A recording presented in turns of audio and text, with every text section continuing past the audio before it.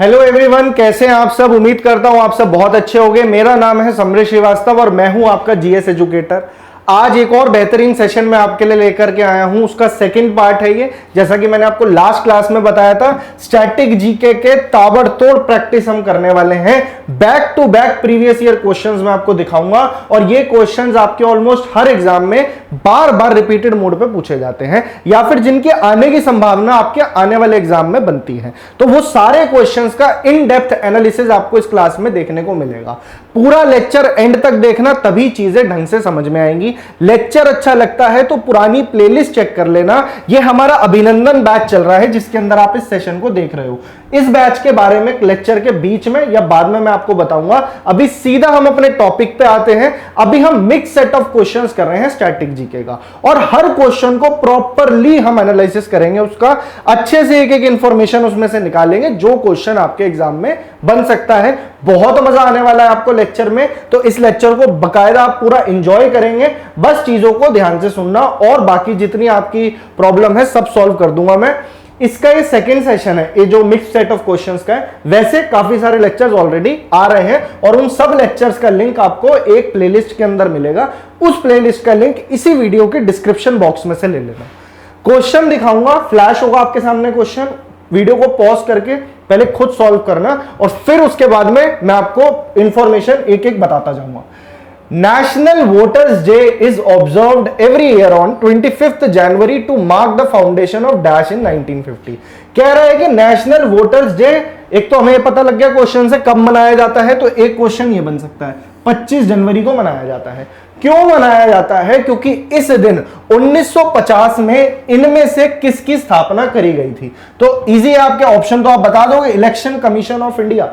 अब इससे रिलेटेड एक दो बातें जो आपको ध्यान रखनी है। देखिए 25 जनवरी, ये वाला क्वेश्चन कई बार बना है पेपर में। National voters day, election commission of India 1950 में इसका जब संविधान लागू हुआ है तो 25 जनवरी एक दिन पहले election commission of India force में आ गई थी।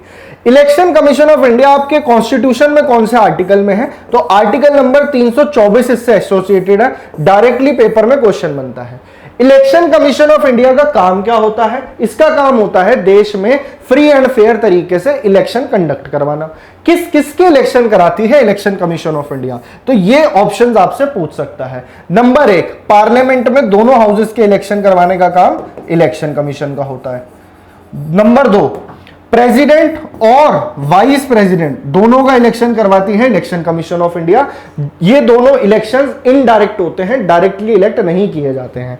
उसके बाद में बात आती है जो आपकी स्टेट लेजिस्लेचर है, विधानसभा and Vidhan Parishad. Jin states के अंदर विधान परिषद है तो वहां पे भी, तो स्टेट लेवल पे भी election centre authority election commission of India करवाती है। अब आप पूछेंगे फिर स्टेट इलेक्शन कमीशन का क्या काम होता है? तो स्टेट इलेक्शन कमीशन का काम होता है लोकल बॉडी और पंचायत लेवल पे इलेक्शन कराना। स्टेट के इलेक्शंस देखती है इलेक्शन कमीशन ऑफ इंडिया। तो एक कंफ्यूजन आपके दिमाग में नहीं रहना चाहिए। दूसरी बात, इलेक्शन कमीशन ऑफ इंडिया को हेड कौन करता है? तो इसके जो चेयरमैन होते हैं उसे चीफ इलेक्शन कमिश्नर कहते हैं। क्या कहते हैं? Chief election commissioner. अभी मैं शॉर्ट फॉर्म में लिख रहा हूं, चीजें आपको समझ में आ रही है क्योंकि मैं बताता जा रहा हूं। अगर आपसे पूछ ले पहले चीफ इलेक्शन कमिश्नर कौन थे, तो ये भी आपका स्टैटिक का क्वेश्चन बनता है, Sukumar Sen.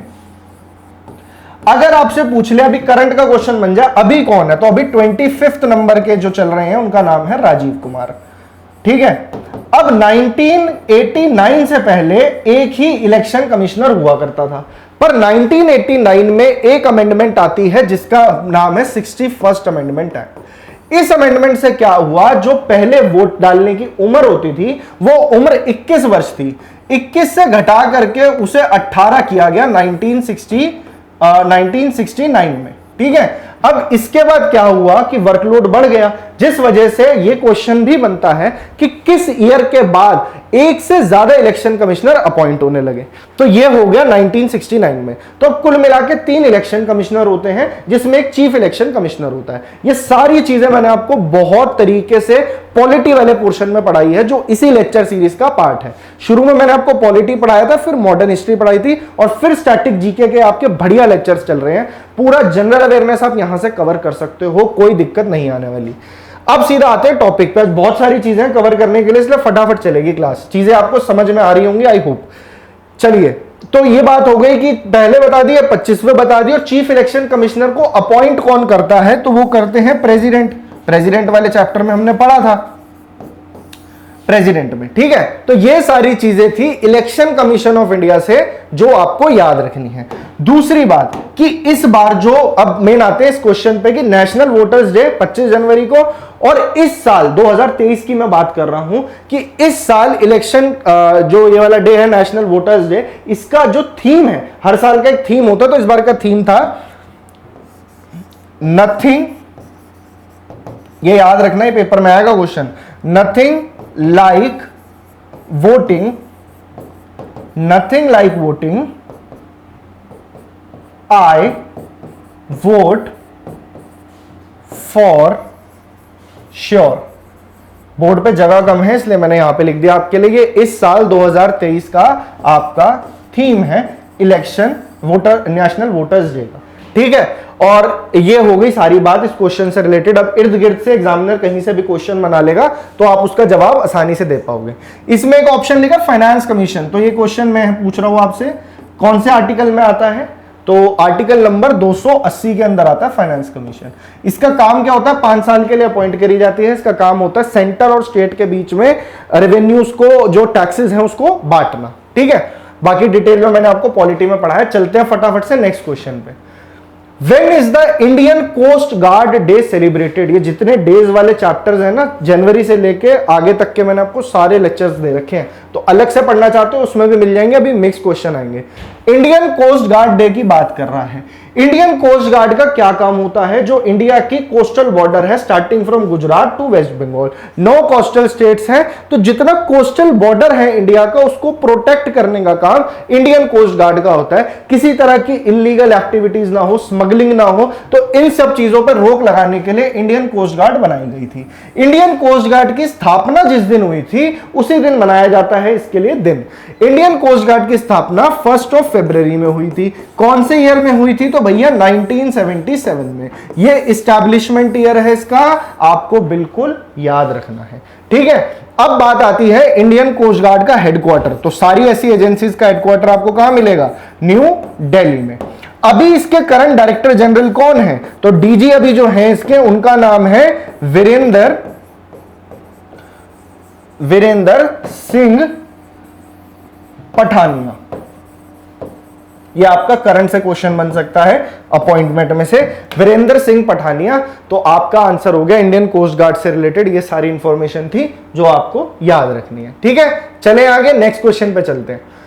When is CISF raising day observed to mark the establishment of Central Industrial Security Force? This is one of the paramilitary forces. इसका काम क्या होता है? जितनी भी इंडस्ट्रियल अंडरटेकिंग्स हैं गवर्नमेंट की और जितने भी बड़े बड़े प्रोजेक्ट्स होते हैं, एयरपोर्ट्स पे आप सिक्योरिटी देखोगे, आप दिल्ली मेट्रो की सिक्योरिटी देखोगे, तो वहां पे आपको सीआईएसएफ तैनात मिलेगी। तो ये काम होता है इंडस्ट्रियल सिक्योरिटी फोर्स का।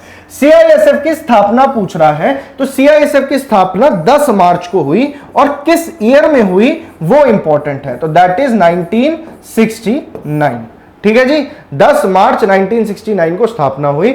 इसी दिन के उपलक्ष्य में हम बनाते हैं सीआईएसएफ रेजिंग डे, ठीक है। सीआईएसएफ के बारे में बता दिया। और हाँ, इसका हेडक्वार्टर फिर से दिल्ली ही याद रखना है, दिल्ली कॉमन रहता है सब में। और अभी अगर आपसे पूछ लिया जाए कि इनके अभी करंट हेड कौन है, तो उनका नाम है शीलवर्धन सिंह, शीलवर्धन सिंह। ऐसे आपको स्टैटिक को रिलेट करके पढ़ना है आपके करंट टॉपिक्स के साथ, क्योंकि क्वेश्चन यहीं से बनेंगे। आने वाला जो आपका सीजीएल का एग्जाम होगा, सीएचएसएल का होगा, यहां से काफी क्वेश्चन बनने वाले हैं। तो ये मैंने आपको बता दिया, 10 मार्च डेट हो गई। इसमें एक और इंपॉर्टेंट दिन मेरे को दिख रहा है 8 मार्च का। तो 8 मार्च जैसा कि सबको पता है, इस दिन इंटरनेशनल वुमेन्स डे बनाया जाता है, इंटरनेशनल वुमेन्स डे। एक पेपर में क्वेश्चन आया था कि सबसे पहली बार वुमेन्स डे कब मनाया गया था, तो ये 1911 में मनाया गया था और अमेरिका की सोशलिस्ट पार्टी ने इसकी शुरुआत करी थी। 1911 में वुमेन्स डे बनाया गया था। इस दिन जेंडर इक्वालिटी की बात होती है, अलग अलग कैंपेन्स चलाए जाते हैं, ठीक है, डोमेस्टिक वायलेंस के खिलाफ और फीमेल को एक इक्वल दर्जा देने के लिए सोसाइटी में वुमेन्स डे मनाया जाता है। इस बार का अगर आपसे थीम पूछ लेगा तो आप क्या बताएंगे? इस बार का थीम बता रहा हूं मैं आपको, बात कर रहा हूं मैं विमेंस डे की। तो इस बार आपको याद रखना है digit all innovation and technology for gender equality। Gender equality के लिए ही ये दिवस बनाया जाता है, तो जेंडर इक्वालिटी इसके नाम में आपको मिलेगा और सब कुछ डिजिटल है आज की डेट में, तो ऐसे याद रख सकते हो, digital innovation and technology for gender equality 2023 का भैया ये थीम है, करंट में से क्वेश्चन बन जाएगा। सारे डेज एंड थीम्स के लेक्चर्स अगर आपको देखने हैं तो इसी प्लेलिस्ट में है, नहीं तो आप जैसे स्टैटिक जीके के चल रहे हैं तो मिक्स सेट ऑफ क्वेश्चंस में सारे क्वेश्चन स्टैटिक जीके कवर हो जाएंगे। 8 से 10 क्वेश्चन भैया पक्का आना स्टैटिक जीके से आपके पेपर में। The largest tributary of Indus river, तो ये क्वेश्चन आया आपका ड्रेनेज सिस्टम में से, तो इंडस रिवर के बारे में पूछ रहा है कि इंडस रिवर की सबसे लार्जेस्ट ट्रिब्यूटरी कौन सी है। तो इस क्वेश्चन के थ्रू हम फटाफट से एक बार इंडस रिवर को रिवाइज कर लेते हैं। आपको मैप के थ्रू मैं चीजें समझाऊंगा, आई होप आपको मैप क्लियर होगा। तो इससे रिलेटेड जो इंपॉर्टेंट पॉइंट्स होंगे वो मैं आपको एक एक करके बताता जाऊंगा, ठीक है। सबसे पहले तो देखना है कि ये जो इंडस रिवर है ये कहां से निकल रही है। देखिए, इंडिया का अगर आप रिवर सिस्टम पढ़ेंगे तो उसे आप 2 भागों में बांट सकते हो, एक तो नॉर्दर्न रिवर सिस्टम और एक पेनिनसुलर रिवर सिस्टम, जो एक ऊपर का हिस्सा है और उसके बाद में जो डेक्कन प्लेट्यू वाला एरिया। अब नॉर्दर्न रिवर सिस्टम में आती है आपकी गंगा, ब्रह्मपुत्र और इंडस। जब आप पेनिनसुलर में आते हो तो नर्मदा, तापी, गोदावरी, कृष्णा, कावेरी, महानदी, ये सारी नदियां आती हैं। अब मैं बात कर रहा हूं नॉर्दर्न रिवर सिस्टम की, तो इसमें सबसे वन ऑफ द इंपॉर्टेंट और दुनिया की सबसे बड़ी रिवर्स में से आती है इंडस रिवर। इंडस रिवर कहां से निकल रही है, तो देखिए ये इसकी मेन धारा है, ब्लू लाइन को पकड़िए, ये लिखिए इंडस। अगर क्लियर ना हो तो बिल्कुल कमेंट सेक्शन में पूछ लेना। ये डॉट दिख रहा है, तो ये डॉट कहां है, तो यहां मैं इसका सोर्स लिख रहा हूं पहले आपको इंडस रिवर का। तो एक एक इंफॉर्मेशन हम देख लेते हैं। इंडस रिवर का सबसे पहले देखते हैं सोर्स कहां से निकली है, तो ये है भैया बोखार चू ग्लेशियर। कहां पे है ये, तो कैलाश मानसरोवर के पास, तिब्बत के अंदर।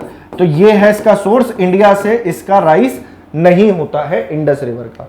तो ये दिख रहा है आपको, इंडिया से बाहर कैलाश रेंज के पास से, लेक मानसरोवर के पास से ये चली आपकी इंडस रिवर, और ये फिर डैमचौक से इंडिया में एंटर करती है, आगे अपना पूरा ट्रैवल करती है, और ये बहती कहां पे है, तो आगे जाते जाते फिर ये पाकिस्तान में जाती है। पाकिस्तान के अंदर मिठानकोट पे सारी नदियां बाकी इसको मिलती हैं, जो इंपॉर्टेंट पंजनाड़ है। फिर ये अरेबियन सी के, मतलब कराची के ईस्ट में जाके अरेबियन सी के थ्रू अरेबियन सी में जाके मिल जाती है। तो बीच में क्या क्या होता है इसके साथ फटाफट से एक नजर डालते हैं। पूरा तो रिवर सिस्टम अभी मैं नहीं बताऊंगा आपको, पर इंपॉर्टेंट पॉइंट्स जो पेपर में आ जाएंगे।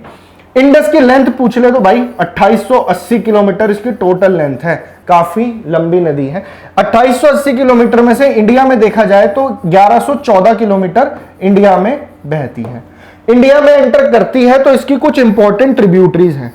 पंजनाड़ तो अभी मैं आपको बता ही दूंगा, बाकी इसके अलावा जो छोटी नदियां हैं, एग्जैक्टली एग्जाम में क्वेश्चन आ सकता है कि शोक किसकी ट्रिब्यूटरी है, द्रास किसकी ट्रिब्यूटरी है, तो ऐसे करके मैं आपको इसकी ट्रिब्यूटरीज लिखवा देता हूं छोटी छोटी। श्योक है, गिलगिट है, द्रास, ये नाम याद रख लेना, इसी में से क्वेश्चन में आएगा। नुब्रा, जस्कर, हुंजा, ठीक है, गरतांग, बस इतनी बहुत है अभी आपके लिए। तो ये हो गई इसकी वो ट्रिब्यूटरीज जो सबको नहीं, मतलब एग्जैक्टली एग्जाम में एक आधी इसमें से पूछ सकता है। तो श्योक, गिलगित, द्रास, नुब्रा, जस्कर, हुंजा, गरतांग, तो ये 5-6 ट्रिब्यूटरीज आपको याद रखनी है। फिर इसकी आती है मेन ट्रिब्यूटरीज जिससे पंजाब बना है, आपकी पंजनाड़, सतलुज, ब्यास, रावी, झेलम और चिनाब। अब उसमें से पूछ रहा है कि भैया कौन सी इसकी सबसे बड़ी ट्रिब्यूटरी है, तो मैं आपको मैप के थ्रू भी दिखा देता हूं। ये देखिए सारी जा रही हैं, झेलम, चिनाब, ब्यास, रावी, सतलुज, और ये सारी नदियां इनको पाकिस्तान में ही जाके मिलती है इंडस को। तो इंडस को ये कहां पे मिलती है, मिठानकोट पे। मिठानकोट पे मिलके कराची से थोड़ा ईस्ट में जाके अरेबियन सी में ड्रेन कर जाती है। ये भी अपने आप में पूरी पूरी रिवर सिस्टम है, इनके और छोटी छोटी सहायक नदियां हैं, तो वो पूरा रिवर सिस्टम का एक टॉपिक हो जाता है। अब मैं बात करता हूं इनके सोर्स की और इस क्वेश्चन के आंसर की। तो इसमें सबसे ऊपर आ रही है झेलम। तो झेलम की अगर मैं बात करूं तो झेलम कहां से निकलती है, झेलम निकलती है कश्मीर में वेरीनाग से। ये सोर्स याद कर लेना, एग्जाम में डायरेक्टली बन जाएगा। उसके बाद में रावी और ब्यास जो नदियां हैं, ये दोनों आपकी हिमाचल में रोहतांग पास के पास से बनती है। अब बात आती है इसकी सबसे लार्जेस्ट ट्रिब्यूटरी, सबसे बड़ी ट्रिब्यूटरी, यानी इसकी जो सहायक नदी सबसे बड़ी है, तो उसका नाम है चेनाब। क्या नाम है? चेनाब आपका आंसर हो जाएगा। और ये जो चेनाब नदी है, अगर आप इसे ध्यान से देख पा रहे हो, क्योंकि मैं नहीं देख सकता कि आपको कैसा दिख रहा है, तो चेनाब जो है, ये दिख रही है आपको, चेनाब जो है दो नदियों से मिलकर बनी है, चंद्रा और भागा। चंद्रा और भागा जो नदियां हैं, ये दोनों केलोंग नाम की एक जगह है हिमाचल में, जहां पे ये दोनों मिलती है। केलोंग वही जगह है जहां पे मनाली से लेके केलोंग तक अटल टनल जाती है, जो लाहौल स्पीति वैली से कनेक्ट करके लेह तक का रास्ता जाता है। तो यहां पे जो है ये दोनों नदियां मिलती हैं, यहां से बन गई चेनाब, और चेनाब इसकी सबसे बड़ी ट्रिब्यूटरी है। तो ये मैप अगर आपके दिमाग में होगा तो चीजें आपको बेहतर समझ में आएंगी।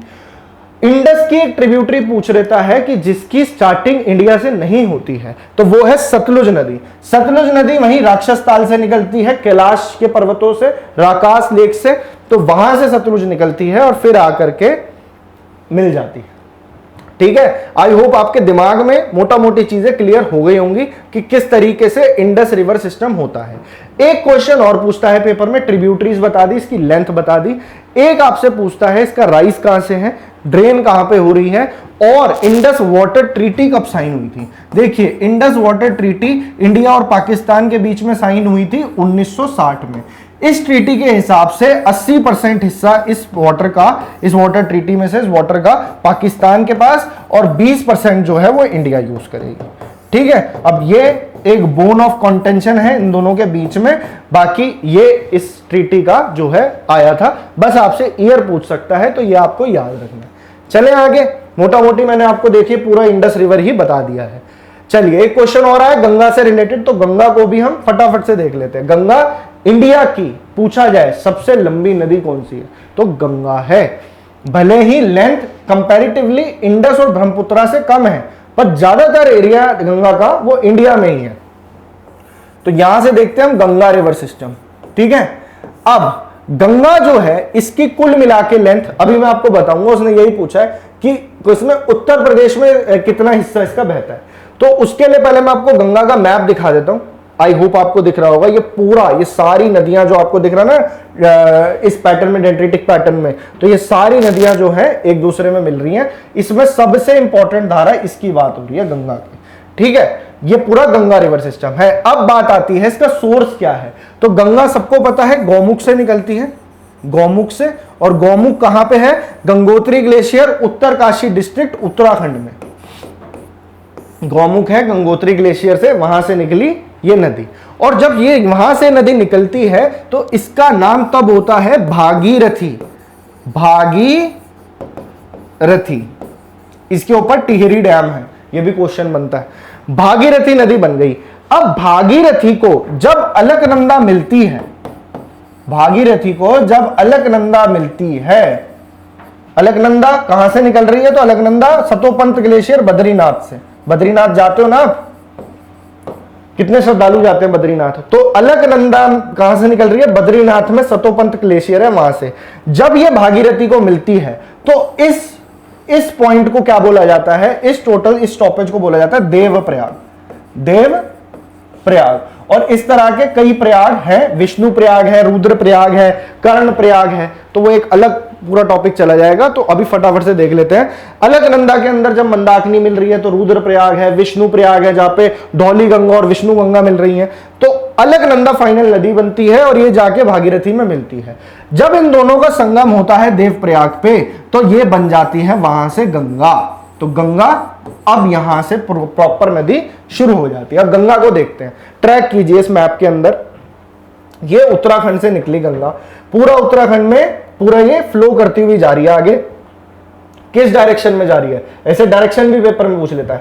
पहले साउथ जाती है, फिर साउथ में ईस्ट की तरफ बह रही है, और साथ ही इसके निकल रही है इसकी सबसे बड़ी सहायक नदी। तो जैसे इंडस की सबसे बड़ी सहायक नदी पूछी थी तो चेनाब थी। गंगा की अगर मैं बात करूं तो गंगा की सबसे इंपॉर्टेंट और सबसे बड़ी ट्रिब्यूटरी है यमुना।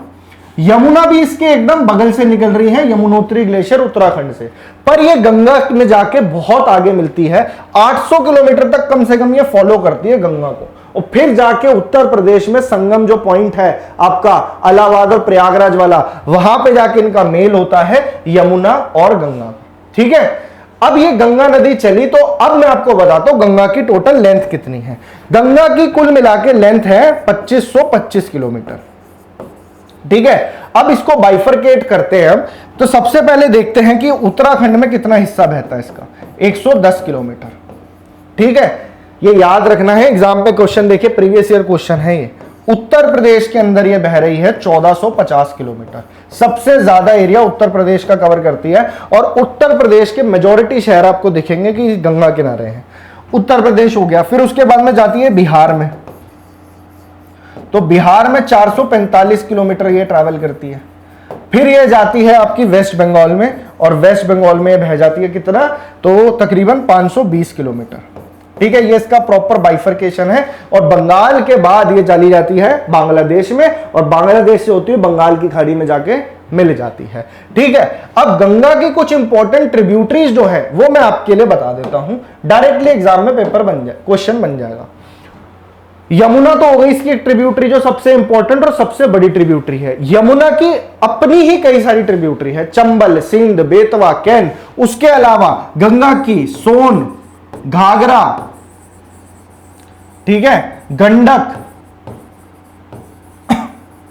गोमती, ये इंपॉर्टेंट ट्रिब्यूटरीज हैं, यहां से क्वेश्चन बन जाता है। कोसी, कोसी बिहार का शोक जिसे कहते हैं। ठीक है, ये मैप में भी आप देख सकते हो, Gomti, Ramganga, Ghaghara, Gandak, Kosi.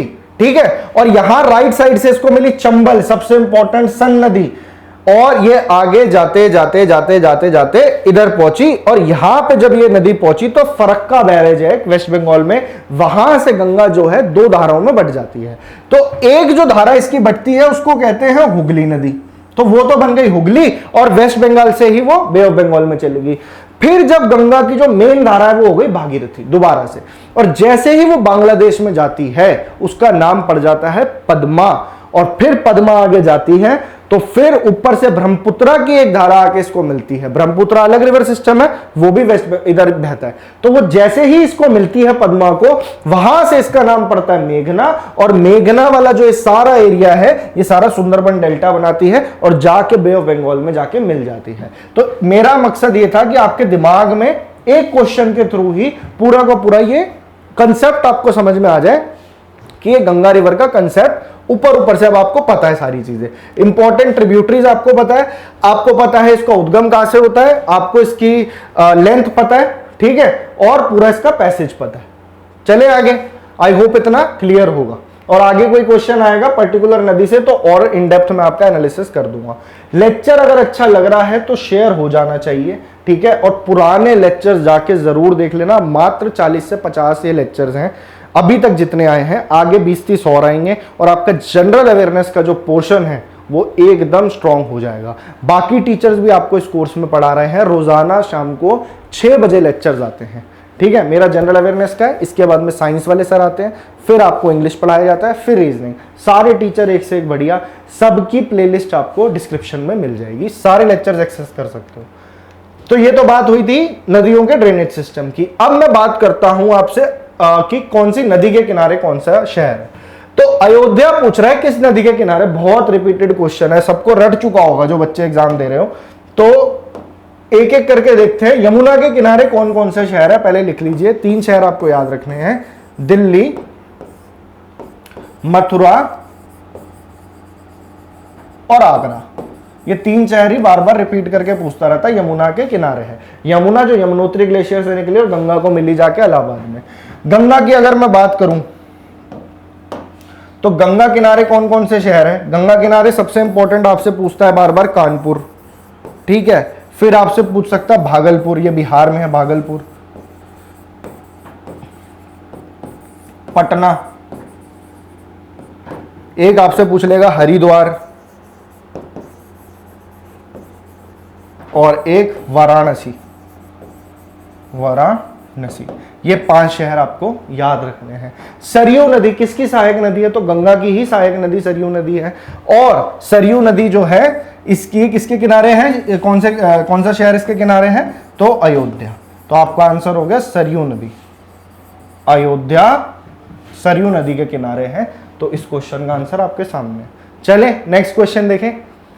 Nagarjuna Sagar dam is located on which of the following rivers. अब डैम्स तो बहुत सारे हैं, पर कुछ ऐसे डैम्स हैं जो एग्जाम में रिपीट होने का एक पैटर्न है, तो वो मैं आपको बता देता हूं कि आपके ये क्वेश्चन अगर आ गया तो आपके निकलेगा नहीं माइंड से।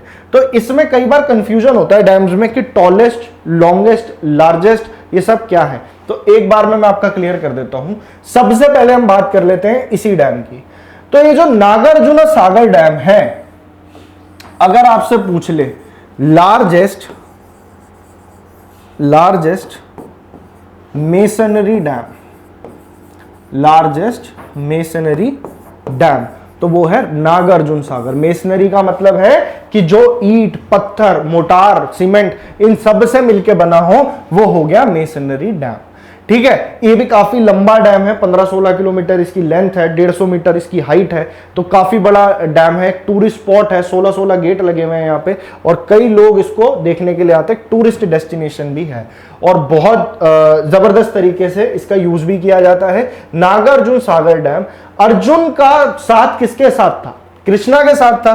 तो कृष्णा नदी पे बना हुआ ये डैम, और जब कृष्णा और अर्जुन दोनों साथ में मिले तो दुनिया का अंधेरा दूर हो गया था। तो ऐसे याद रख सकते हो, आंध्र प्रदेश, आंध्र प्रदेश ये इसकी स्टेट है।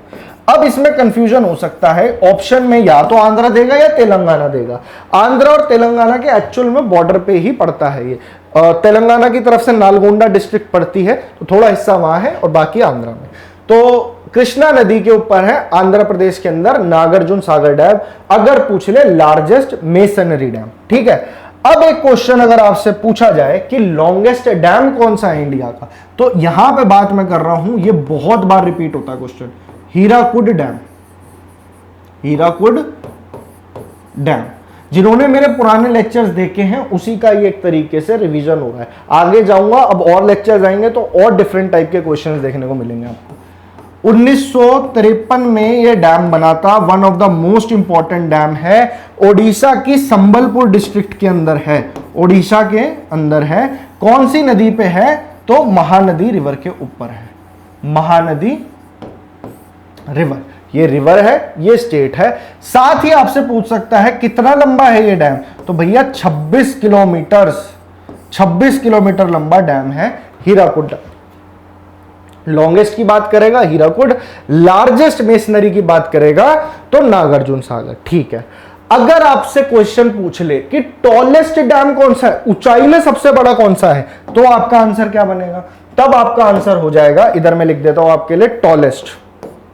अब टॉलेस्ट है तो कितना लंबा है, ये हाइट भी पूछ सकता है। 260.5 मीटर हाइट है किसकी? तो मैं बात कर रहा हूं टिहरी डैम की, टिहरी डैम। और ये कहां पे है? उत्तराखंड में। कौन सी नदी पे है? भागीरथी, जो अभी मैंने आपको बताया गंगा की मेन धारा। गंगा तो बाद में बनती है, पहले भागीरथी है, तो उत्तराखंड में है टिहरी डैम। ठीक है, सबसे टॉलेस्ट। अच्छा, और क्या क्वेश्चन बन सकता है? एक डैम और पूछता है, सबसे ओल्डेस्ट डैम कौन सा है?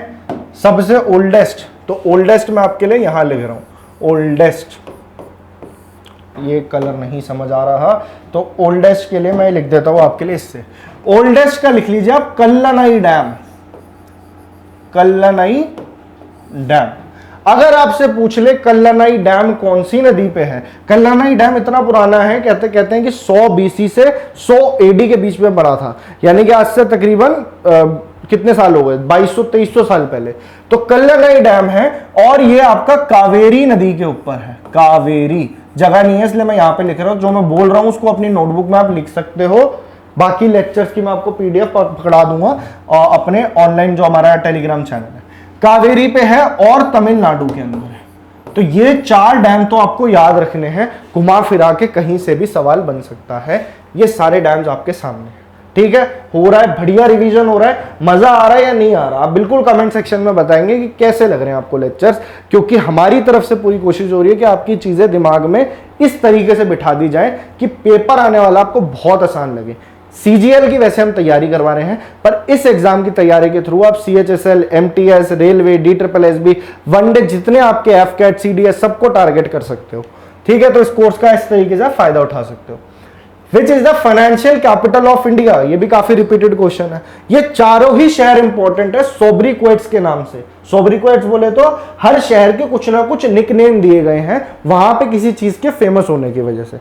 ठीक है, वो शहर किसी चीज के लिए फेमस होगा तो उसको वो वाला नाम रख दिया गया है। ये वाला पूरा टॉपिक देखना है तो इस सारे सेपरेट टॉपिक भी बने हुए हैं। अब मैं बात कर रहा हूं पुणे की। तो पहला हम देखते हैं, एक एक ऑप्शन करके देखेंगे। पुणे को कहा जाता है दक्कन की रानी, यानी queen of the Deccan. Queen of Deccan, जो डेक्कन प्लेट्यू है उसके ऊपर सबसे one of the most beautiful cities में से एक है, तो इसलिए से क्वीन ऑफ डेक्कन कहते हैं। डायरेक्टली एग्जाम में क्वेश्चन आता है।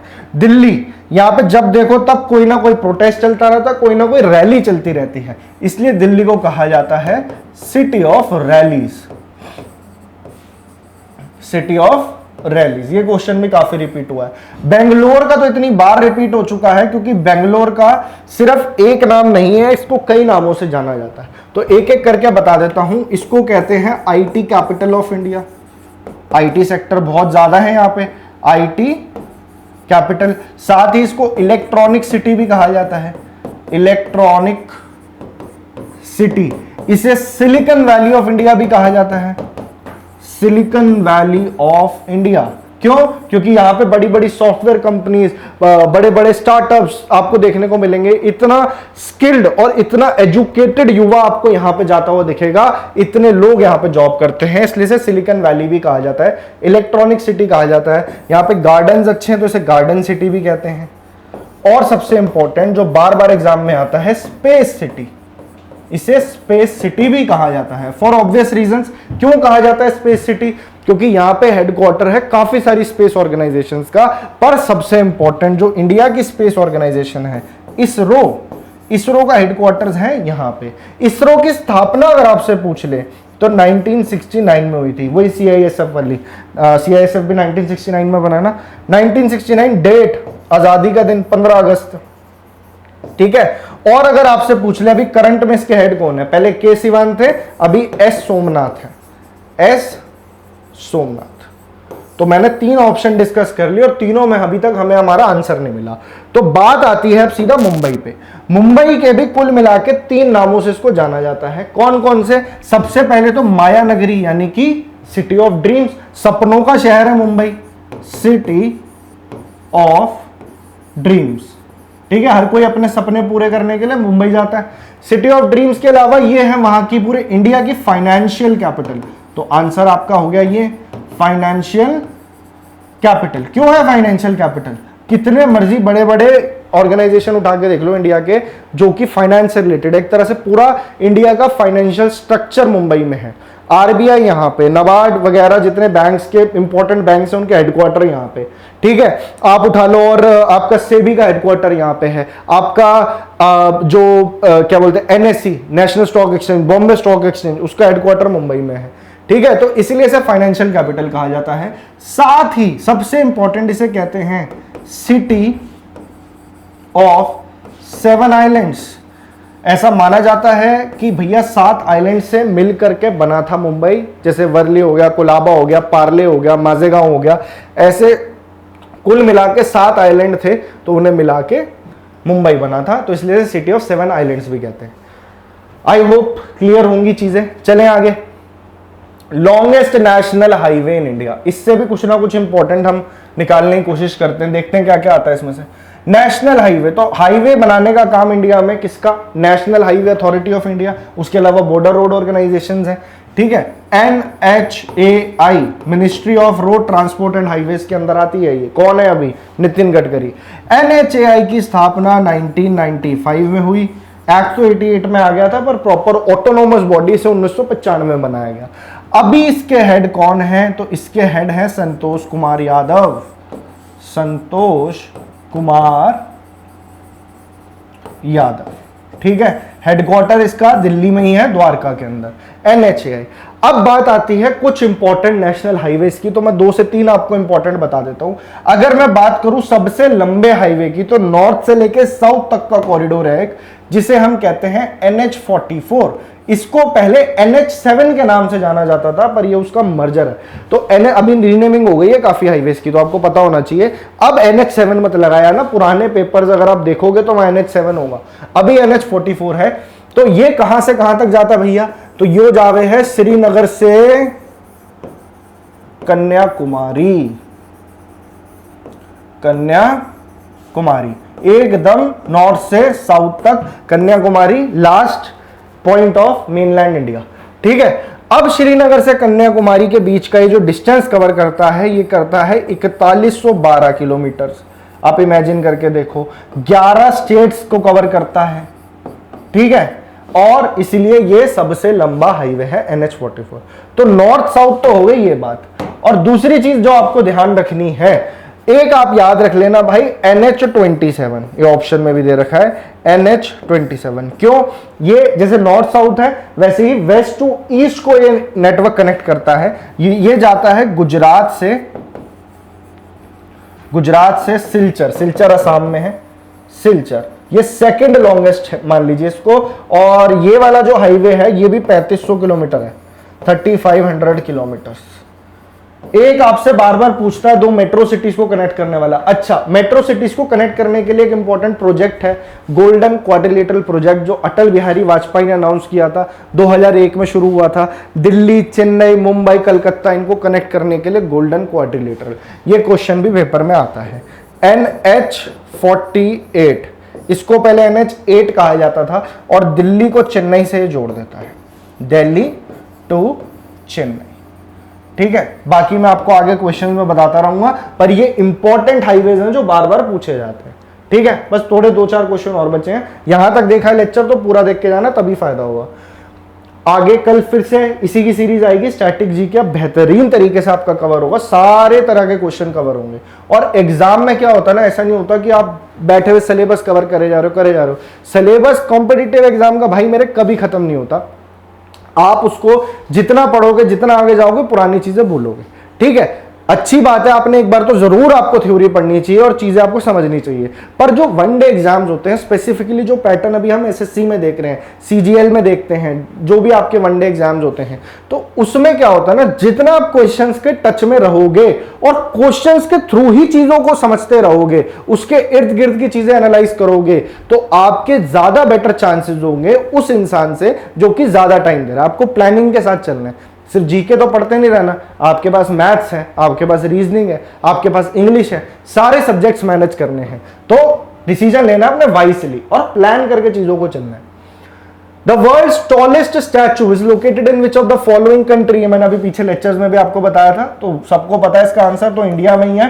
कौन सा है भैया? स्टैचू ऑफ यूनिटी है। सब कुछ पता होगा आपको इसको बारे में, 2018 में इसका इनॉग्रेशन हुआ था स्टैचू ऑफ यूनिटी का। तो यहां लिख देता हूं, स्टैचू ऑफ यूनिटी किसको डेडिकेटेड है? सरदार पटेल, हमारे देश के पहले home minister, iron man of India. Statue of unity जो है ये कहां पे है? तो गुजरात के अंदर किस डैम के पास है? सरदार सरोवर डैम के पास है। कौन सी नदी पे है? नर्मदा नदी के ऊपर है। ये रिवर भी आपसे बिल्कुल पूछ सकता है, तो आपको ये चीजें पता होनी चाहिए। दूसरी बात, स्टैचू ऑफ यूनिटी का डिजाइन किसने किया था? तो राम वनजी सूत्र, राम वनजी सूत्र। अच्छा, इसका जो बिल्डिंग बनाई, इसकी जो पूरी स्टैचू बनाया, तो वो किसने बनाया? लार्सन एंड टूब्रो नाम की कंपनी है, काफी फेमस, आपने सुना होगा, लार्सन एंड टूब्रो। ठीक है, ये क्वेश्चन भी बन सकता है। अच्छा, लंबा है तो कितना टॉल है? तो इस स्टैचू की हाइट है 182 मीटर्स।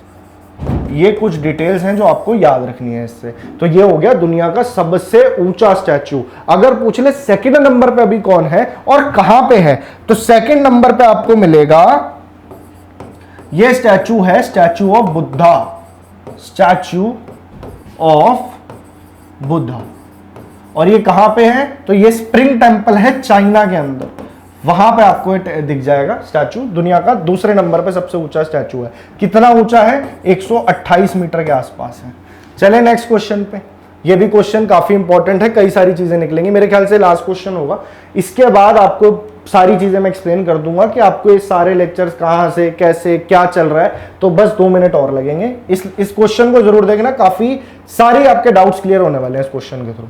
चलिए एक एक करके करते हैं। Which is the largest fresh water lake in India. अब ये जो लेक से रिलेटेड क्वेश्चन आता है, कई बार कंफ्यूज हो जाता है बच्चा, क्यों?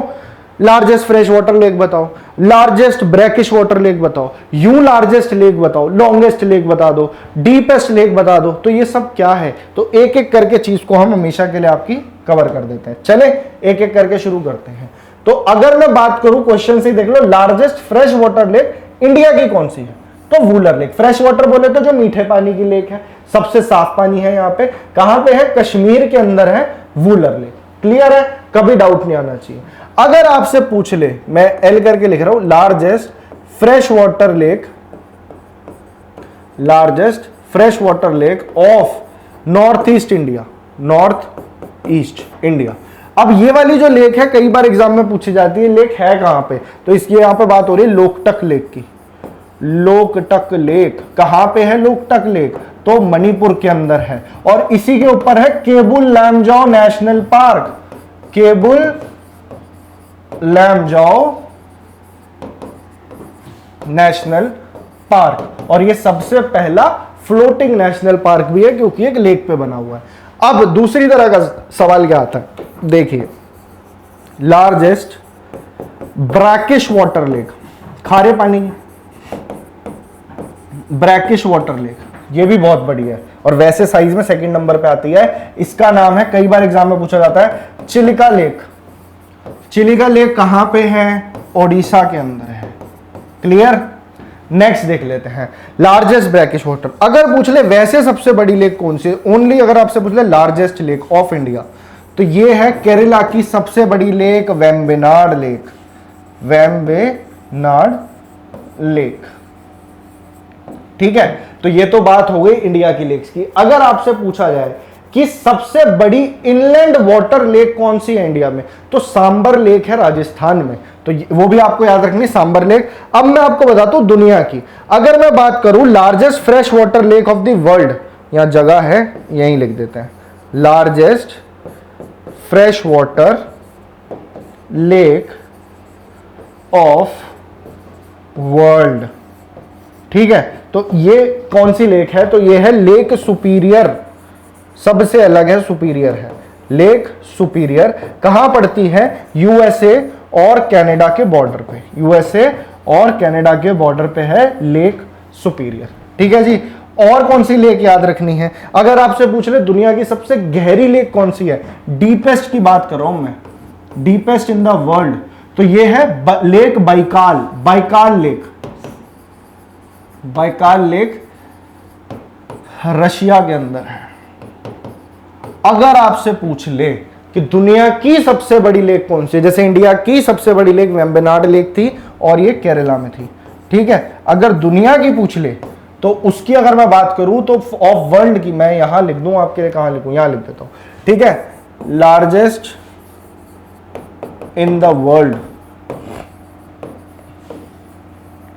और कमेंट में बताना आप जितनी चीजें मैंने आपको बताई हैं उनमें से कितनी आपको पता थी लेक्स के अंदर या किसी भी टॉपिक पे, कैसा लगा लेक्चर, जरूर एक फीडबैक देना। Largest lake in the world तो कैस्पियन सी, कैस्पियन सी खत्म नहीं हुआ अभी, एक और लेक याद रखनी है, largest salt water lake, salt water जिसका पानी इतना खारा होगा, एकदम डेड ही होगा ना वो, तो डेड सी। डेड सी इजराइल और जॉर्डन के बॉर्डर पे पड़ती है, डेड सी। आपने बहुत बार वीडियोस में भी देखा होगा, लोग वहां पे डूबते ही नहीं है, इतना खारा पानी है। तो ये कुल मिला के कई सारे मैंने आपको क्वेश्चन एक ही क्वेश्चन के थ्रू बता दिए। अब एक एक करके रिवाइज करो। Largest fresh water lake in India, Wular lake. Largest fresh water lake of north east India, Loktak lake Manipur, Keibul Lamjao national park है इस पे। Largest brackish water lake, Chilika lake Odisha. Largest lake of India, Vembanad lake Kerala. Largest fresh water lake of the world, lake Superior USA और Canada. Deepest lake of the world, lake Baikal, ठीक है। Largest in the world, पूरी दुनिया में सबसे बड़ी lake, Caspian sea. Largest salt water lake in the world, dead sea, ठीक है ना। अब मैं आपके लिए ये तो हो गया आज का लेक्चर। कल भी ऐसा लेक्चर देखने को मिलेगा और डिफरेंट टॉपिक्स लेके आऊंगा आपके लिए स्टैटिक जीके के। अभी फेस्टिवल्स आएंगे, डांसेस आएंगे इंपॉर्टेंट। आपने देखा होगा आपके पेपर्स में कई सारे ऐसे क्वेश्चन बनते हैं। अच्छा, ये बुक आई है तो मैं आपको एक बार बता देता हूं। इस तरह के क्वेश्चंस आप देखते हो एग्जाम में, आपको प्रैक्टिस करनी है और कम टाइम में करना चाहते हो तो इससे बेहतरीन आपको किताब देखने को नहीं मिलेगी। ये रेडियन बुक कंपनी की है, स्टैटिक जनरल नॉलेज। इसका लिंक डिस्क्रिप्शन में मिल जाएगा, वहां से ले सकते हो। फ्लिपकार्ट, अमेजॉन पे एक सीक्वेंस में क्वेश्चंस बने हुए हैं और हर चैप्टर डिवाइडेड है।